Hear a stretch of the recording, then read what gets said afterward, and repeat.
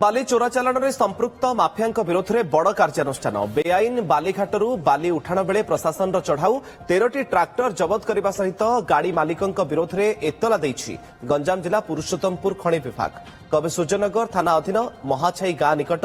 ऋषिकुल्या नदी बेआईन बाली चालाण होउथबा नै प्रशासन खबर पाइथिला और अतर्कित चढ़ाऊ करिथिला नदी पठारे थिबा 13टी ट्राक्टर रे बाली लोडिंग हेउथला प्रशासन टीम को देखि माफिया माने छत्रभंग देइथिले प्रशासन पक्षर ट्राक्टर गुड़ी को जबत करा जायछि पुरुषोत्तमपुर तहसील एवं माइनिंग अधिकारी कवि सूर्यनगर माइनिंग अधिकारी सहित स्थानीय पुलिस टीम सामिल थिले बेआईन बाली चालाण बंद करने को घाटरे बीएनएस 163 धारा जारी करने सहित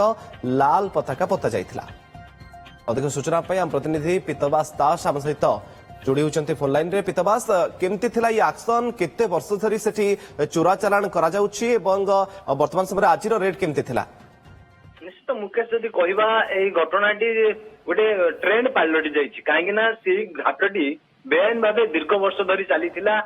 पूर्व प्रशासन भी से घाट उपर एक्शन भी नहीं गत मासरे प्रशासन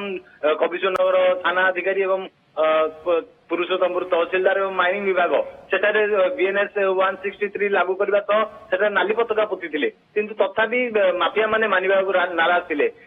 राति तमाम बाली उठाउथिले बाली चोरा चालाण करथिले किंतु काली गत राति रे प्रशासन खबर पाइथिला सेठार बाली चोरा चालाण होउछि सेठारे चढ़ाऊ करथिला एवं 13टी ट्राक्टर जोंथिरे बाली लदा चलीथिला से ट्राक्टर गुडी को जबत करिछि आ सबठारु बड़ कथा हला प्रशासन रे चढ़ाऊ को देखि माफिया माने छत्रभंग दैछन्ती आउ बड़ कथा हला जो गाड़ी गुडी को मध्ये जबत होइछि से गाड़ी रे अधिकांश गाड़ी रे नंबर नाही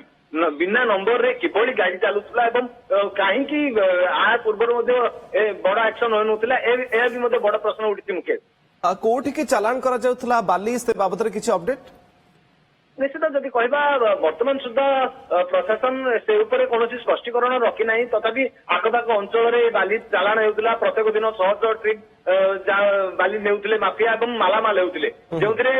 माफिया तो लाभवान होते कि सरकार क्षति सहूले जार फलस्वरूप प्रशासन एक्शन नहीं चढ़ाऊ करे जो माफिया मान केबे गिरफ्त कर बड़ प्रश्न उठी कहीं चढ़ाऊ सीमित रही हेनी माफिया विरोध में दृढ़ कार्यानुष्ठान नेबा जरूरी केवल ट्राक्टर जबत करदेबा एवं फाइन काटिदेले तार समाधान हेब नहीं माफिया को गिरफ्त कर जेल रे पुराउछि पुलिस ता भी नजर रही मुकेश वर्तमान पर्यंत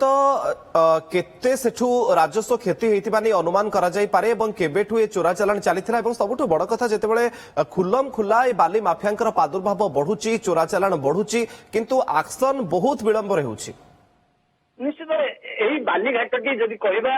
दीर्घ वर्ष धरी टेंडर होना नीलम बाहर भी